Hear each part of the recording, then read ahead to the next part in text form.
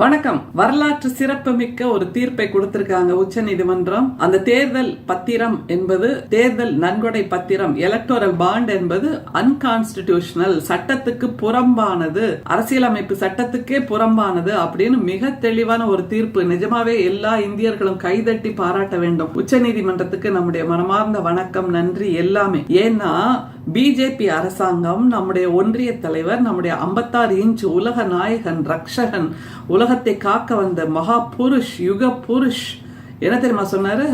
இப்படி electoral bond கொண்டு வரதன் மூலமாக, தேர்தல் பத்திரம் கொண்டு வரதன் மூலமாக கருப்பு பணத்தை ஒழிக்க போகிறோம் அப்படின்னாரு. எந்த காலத்திலேயா நம்முடைய ஒன்றிய தலைவர் கருப்பு பணத்தை ஒழிச்சாரு? அவர் செய்ததெல்லாம் என்ன தெரியுமா? ஊழல் செய்வதை நாங்கள் தடுப்போம், யார் ஊழல் செய்தாலும் நாங்கள் தடுப்போம்னா அவங்க மட்டும்தான் ஊழல் செய்யணும்னு அர்த்தம் அப்படின்னு சொல்றாரு. அதை புரிஞ்சுக்கணும். அது மாதிரி கருப்பு பணத்தை நாங்கள் தடுப்போம்னா கருப்பு பணம் எல்லாத்தையும் எங்கள்கிட்ட கொண்டு கொடுங்க, எலக்டோரல் பாண்டா, நீங்க அதை பத்தி கவலைப்படாதீங்க, நாங்க அதை உங்களுக்கு லீகலா பண்ணி கொடுத்துறோம் அப்படின்னு சொல்றாரு. இப்ப மணி லாண்டரிங்னு சொல்றாங்கல்ல, அந்த கள்ள பணத்தை பட்டுவாடா செய்கின்றவர்கள், அந்த மாதிரி பல விஷயங்களை அரசாங்கமே செய்து, அதுல மிக முக்கியமான ஒண்ணுதான் இந்த எலக்டோரல் பாண்ட். அடுத்தது PM கேர் ஃபண்ட். நம்முடைய பிரதமர், ஒன்றிய தலைவர் அவர்கள் என்ன தெரியுமா சொன்னாரு?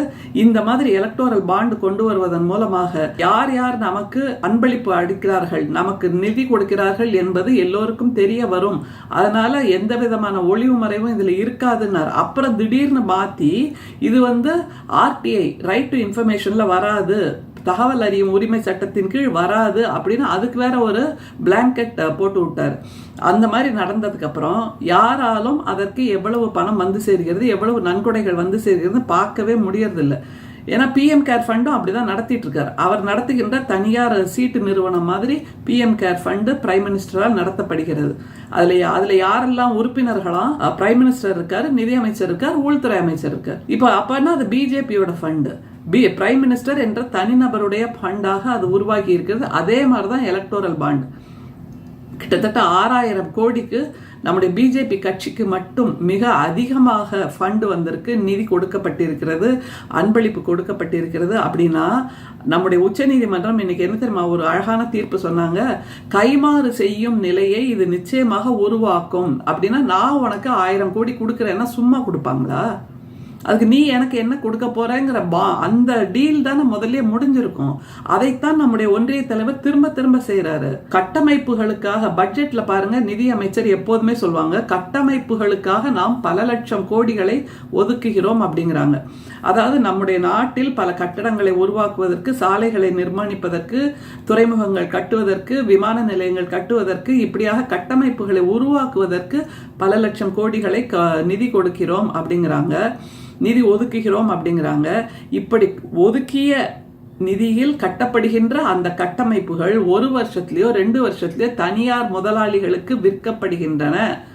நாம் அவ்வளவு தூரம் நேரு காலத்திலிருந்து ஆரம்பித்து உருவாக்கிய ஏர் இந்தியாவை அப்படியே தூக்கி முழுசா முள்ளங்கி பத்த மாதிரி டாட்டாவுக்கு கொடுத்தது தானே நம்முடைய மோடி அரசாங்கம். அவருடைய மிக தவறான கொள்கைகள் இதெல்லாமே. அதை இன்றைக்கு உச்ச நீதிமன்றம் கண்டித்திருக்கிறது. திரும்ப திரும்ப சொல்றாங்க, அவங்க மோடியின் அனைத்து திட்டங்களும் சட்டங்களும் பிஜேபியின் நலன் கருதியே தவிர மக்கள் நலன் சார்ந்தது இல்லை என்கின்ற ஒரு தெளிவை கொடுத்திருக்கிறார்கள் என்னும் போது நிச்சயமா ஒரு பெரிய கைதட்டு. ஆனால் நம்ம ஒண்ணு நினைவு வச்சுக்கணும், இன்னைக்கு இந்த தீர்ப்பை நாம் உச்ச நீதிமன்றத்துக்கு வாழ்த்துகள் சொல்கிறோம். ஏன்னா இந்த பாபர் மசூதி என்கின்ற தீர்ப்பையும் கொடுத்தது அவர்கள் தான். இந்திய மக்கள் அத்தனை பேருக்கும் விரோதமாக ஒரு தீர்ப்பு வந்தது என்றாலும் கூட இன்றைக்கு வந்திருக்கின்ற இந்த தீர்ப்பு இந்திய மக்களின் வயிற்றில் பால் வார்ப்பது போல் இருக்கிறது. ஏன்னா நம்முடைய ஒன்றிய தலைவர், நம்முடைய மகா புருஷ், உலகத்தை காக்க வந்த ரட்சகன் எப்போதுமே சொல்லுவார், இந்த மாதிரி நாங்கள் எப்போதும் ஏழைகளுக்காக இருக்கிறோம், எளியவர்களுக்காக இருக்கிறோம், பெண்களுக்காக இருக்கிறோம், மகளிருக்காக இருக்கிறோம், குழந்தைகளுக்காக இருக்கிறோம், இளைஞர்களுக்காக இருக்கிறோம். இந்த எதுவோ இவங்க இருக்கல, அவங்க இருக்கிறது ஒன்றே ஒன்றுக்காக, பெருமுதலாளிகளுக்காக. அவர்களுக்காக மட்டும்தான் நம்முடைய ஒன்றிய தலைவர் எல்லா திட்டங்களையும் கொண்டு வந்து கொண்டிருக்கிறார் என்பதை உச்ச நீதிமன்றமே இன்னைக்கு அப்சர்வேஷனா கொடுத்துருக்கு. அப்படிங்கும் போது எல்லாத்தையும் அவங்க என்ன நினைச்சிட்டாங்க, திரைமறைவில் நடத்துறோம், சோ யார் பார்வைக்கும் தெரியாது, வெளிநாட்டு தலைவர்கள் வந்தால் டெல்லியில் இருக்கின்ற குடிசைகளை எல்லாம் திரை போட்டு மறைக்கிற மாதிரி மறைச்சிடலாம் அப்படின்னு. இல்லை தோழர்களே, நிச்சயமாக இல்லை. எல்லாவற்றையும் பிரபஞ்சம் பார்த்து கொண்டிருக்கிறது. இப்போது அவர்கள் பிஜேபி ஒன்றிய தலைவர், உள்துறை அமைச்சர் எல்லோரும் பல தலைவர்களின் தொலைபேசிகளையும் அலைபேசிகளையும் ஊடுருவி ரகசியங்களை பார்க்கிறார்கள் என்றால் இவர்களுடைய ரகசியங்களும் ஒரு நாள் அம்பலத்தில் வரும் தானே. They will also have their own skeletons in their cupboards. அதனால அதுவும் ஒரு நாள் அம்பலத்துக்கு வரும். இவர் நினைத்து கொண்டிருக்கிறார் எந்த விதமான மக்களாலும் பார்த்துவிட முடியாத அளவுக்கு இரும்பு கோட்டைக்குள் இருந்து தான் சில டீல்களை செய்வதாக, சில ரகசிய திட்டங்களை நிறைவேற்றுவதாக. இல்லை, எல்லாமே ஒரு நாள் அம்பலத்துக்கு வந்தாக வேண்டும். இன்றைக்கு இந்த எலக்டோரல் பாண்ட் என்கின்ற இந்த திட்டம் சட்ட விரோதமானது, அன்கான்ஸ்டிடியூஷனல் என்று நம்முடைய உச்சநீதிமன்றம் சொல்கிறது. அதுக்கு அவங்க சொல்ற காரணம் என்ன தெரியுமா? அரசிடம் கணக்கு கேட்கும் உரிமை பொதுமக்களுக்கு உண்டு. ஏன்னா அந்த அரசை தேர்ந்தெடுப்பதே பொதுமக்கள் தான். நீங்களும் நாமளும் சேர்ந்துதான் தேர்ந்தெடுத்திருக்கிறோம் என்னும் போது அந்த அரசு செய்கின்ற வேலைகளை பற்றி கேள்வி கேட்கின்ற உரிமை, திட்டங்களை பற்றி கணக்கு கேட்கின்ற உரிமை பொதுமக்களுக்கு உண்டு. இந்த எலக்டோரல் பாண்ட் அந்த உரிமையை தட்டி பறிக்கிறது தன்னுடைய ரகசியத்தின் மூலமாக என்று அதை சொல்றாங்க. எனவே அது சட்டத்துக்கு புறம்பானது. அரசியலமைப்பு சட்டம் பொதுமக்களுக்கு கொடுத்திருக்கின்ற உரிமை அரசை பற்றிய தகவல்களை தெரிந்து கொள்வது. இந்த எலக்டோரல் பாண்ட், தேர்தல் நிதி பத்திரம் இந்த மாதிரியான ஆர்டிஐக்கெல்லாம் உட்படாதது, மக்கள் கேள்வி கேட்கின்ற உரிமைக்கு உட்படாதது என்றால் அது அரசியலமைப்பு சட்டத்துக்கு விரோதமானது அப்படிங்கிறாங்க. அடுத்தது, தகவல் அறியும் உரிமை சட்டம் என்பது இந்திய மக்களுக்கான தார்மீக உரிமை. அது அரசியலமைப்பு சட்டத்திலே கொடுக்கப்பட்டிருக்கின்ற தார்மீக உரிமை. அந்த உரிமையை மீறுவதாக இருக்கிறது என்றால் அது சர்வாதிகாரத்தை நோக்கி நம்முடைய இந்திய அரசு, நம்முடைய பிஜேபி அரசு, நம்முடைய ஒன்றிய தலைவர் மாண்புமிகு மோடி அவர்கள் சென்று கொண்டிருக்கிறார்கள் என்பதை திரும்ப திரும்ப நாம் உரத்து பேசிக்கொண்டே இருக்கிறோம். அதற்கு இன்றைக்கு உச்சநீதிமன்றத்தின் ஆதரவும் கிடைத்திருக்கிறது என்பது நிச்சயமாக சந்தோஷமான ஒரு விஷயம். கூடுதலா உச்சநீதிமன்றம் என்ன தெரியுமா சொல்லிருக்கு? கருப்பு பணத்தை ஒழிக்கத்தான் தேர்தல் பத்திரம் அப்படிங்கறத நம்ம ஏற்கவே முடியாது. ஏன்னா கருப்பு பணத்தை ஒழிப்பதற்கு வேற பல வழிகள் இருக்கு. ஆனா நீங்க இந்த தேர்தல் பத்திரத்தின் மூலமாக யார் கொடுக்கிறார், யார் பெறுகிறார் என்பதை ரகசியமாக வைத்திருக்கும் போது அங்கேதான் ஊழல் ஜாஸ்தியாகுது அப்படின்னு சொல்றாங்க. அதை தவிர அந்த கட்டுமானங்களுக்கு நாங்கள் நிதி அளிக்கிறோம் அப்படின்னு சொல்றாங்கல்ல நம்முடைய நிதித்துறை அமைச்சர், அது எப்படி ஊழலுக்கு வழிவகுக்குது அப்படின்னா, இப்படியான கட்டுமானங்களை இந்திய அரசு நிறுவனங்களை உருவாக்கிவிட்டு, இந்திய சாலைகளை உருவாக்கிட்டு, இந்திய துறைமுகங்களை உருவாக்கிட்டு, இந்திய விமான நிலையங்களை உருவாக்கிட்டு, இப்ப கூட 1000 விமானங்கள் வாங்குவதற்கு நிதி ஒதுக்கி இருக்கிறார் நம்முடைய நிதித்துறை அமைச்சர். அப்படிங்கும்போது 1000 விமானங்களை இந்திய அரசுக்காக வாங்கிட்டு கூடிய விரைவில் அது அத்தனையுமே தனியாருக்கு விற்று விடுவார்கள். அப்படி விற்கும் போது தனியார்கள், பெருமுதலாளிகள் என்ன செய்ய போறாங்க? கைமாறா நம்முடைய பிஜேபி அரசுக்கு அவர்கள் தேர்தல் நிதியை கொடுக்கிறார்கள். ஆயிரக்கணக்கான கோடிகளை அள்ளி கொடுத்திருக்கிறார்கள் தான் நம்முடைய உச்ச நீதிமன்றம் இன்னைக்கு கண்டுபிடிச்சு மிகப்பெரிய குட்டு ஒன்று வச்சிருக்கு. நிஜமாகவே இது போதாது. ஏனென்றால் ஊழல் என்கின்ற கடலில் நீந்தி கழிக்கிறது பிஜேபி. அது செய்கின்ற ஒவ்வொரு செயலும் ஊழல் தான், அது செய்கின்ற ஒவ்வொரு திட்டமும் ஊழல் தான், அது செய்கின்ற ஒவ்வொரு செயலும் கருப்பு பணத்தை அவர்களிடம், பிஜேபியிடம் கொண்டு வந்து கொடுங்கள் என்று சொல்கின்ற வகைமையில் தான் இருக்கிறது.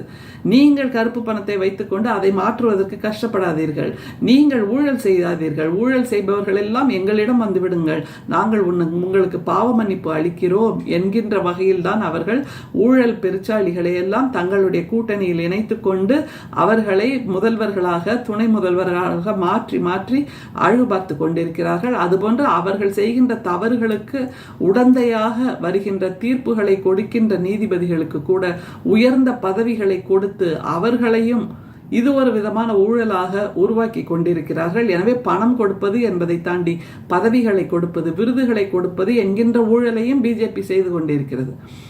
சமீபத்தில் பாரத ரத்னா விருது எப்படிப்பட்ட ஊழலாக இருந்தது என்று நாம் பார்த்தோம். அவர் எம்பி பதவிகளையும் மற்ற அலுவலக பதவிகளையும் கூட தங்களுடைய ஊழலுக்காக அவர்கள் கையூட்டாக கொடுக்கிறார்கள் என்கின்ற அந்த குற்றச்சாட்டை தான் இன்றைக்கு உச்சநீதிமன்றம் சொல்லி இருக்கிறது. எனவே மிகவும் அற்புதமான தீர்ப்பாக இருக்கிறது. ஊழலுக்கு அல்லது கைமாறு செய்தல் என்கின்ற அந்த நிலையை உருவாக்குவது இந்த தேர்தல் பத்திரம் என்கின்ற அற்புதமான புரிதலை நம்முடைய உச்சநீதிமன்றம் இந்த கட்சிகளுக்கு கொடுத்திருக்கிறது. நம்முடைய ஒன்றிய தலைவர் இந்தியாவுக்கு வரும்போது குனிந்த தலையோடு தான் வர வேண்டும். ஏனென்றால் அங்கே அபுதாபியில் கோயிலை திறந்து வைத்திருக்கிறார், இங்கே மசூதியை இடித்த கையோடு. அதே போன்று அங்கே விருந்து உண்டு கொண்டிருக்கிறார், சந்தோஷித்துக் கொண்டிருக்கிறார், கோயிலை பார்த்து கொண்டிருக்கிறார். இங்கே நம்முடைய வேளாண்மையாளர்கள் மீது குண்டு மழை பொழிந்து கொண்டிருக்கிறது. அதை தவிர இந்த தேர்தல் நிதி பத்திரம் என்கின்ற அந்த நிலைப்பாடும் தவறானது, அரசியல் அமைப்பு சட்டத்துக்கு விரோதமானது என்கின்ற ஒரு தீர்ப்பையும் இந்திய நீதிமன்றம், உச்ச நீதிமன்றம் கொடுத்திருக்கிறது. எனவே அடுக்கடுக்காக பல தவறுகள், அடுக்கடுக்காக பல ரகசிய உடன்படிக்கைகள் செய்த பிஜேபி அரசுக்கு இந்த சறுக்கல் துவங்கிவிட்டது. நிச்சயமாக முற்றிலுமாக கீழே விழுந்து அழிந்து போகட்டும்.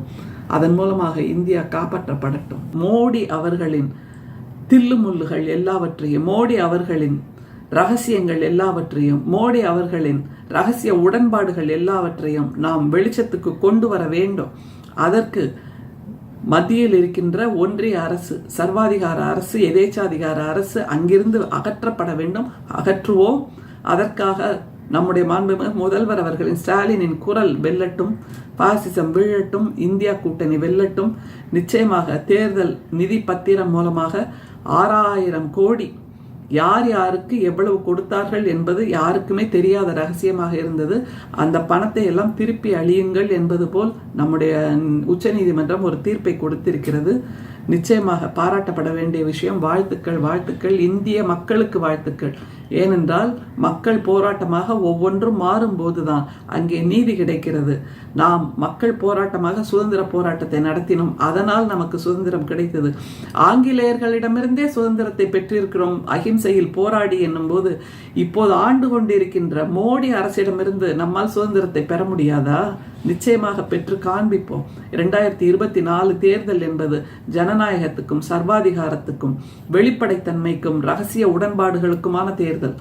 நிச்சயமாக அந்த இரண்டுக்கும் எதிரெதிர் நிலைப்பாட்டில் நிற்கின்ற அந்த தேர்தலை நாம் நல்லபடியாக நடத்தி ஒன்றியத்தில் இருக்கின்ற பிஜேபி அரசை அகற்றி, சனாதன அரசை அகற்றி, மதச்சார்புள்ள சிறுபான்மையினரை கொன்று குவிக்கின்ற, விவசாயிகளை கொன்று குவிக்கின்ற, தொழிலாளர்களை நசுக்குகின்ற, முதலாளிகளை மட்டுமே கொண்டாடி கொண்டிருக்கின்ற, முதலாளிகளுக்கு மட்டுமே சகாயமாக இருக்கின்ற அந்த அரசை நீக்கிவிட்டு அங்கே ஜனநாயகத்தை குடியமர்த்துவோம். ஜனநாயகத்தை பதவியேற்க வைப்போம். ஜனநாயகத்தின் பாதையில் மீண்டும் இந்தியா பெருநடை, வீறுநடை போடும். நிச்சயமாக. நன்றி, வணக்கம்.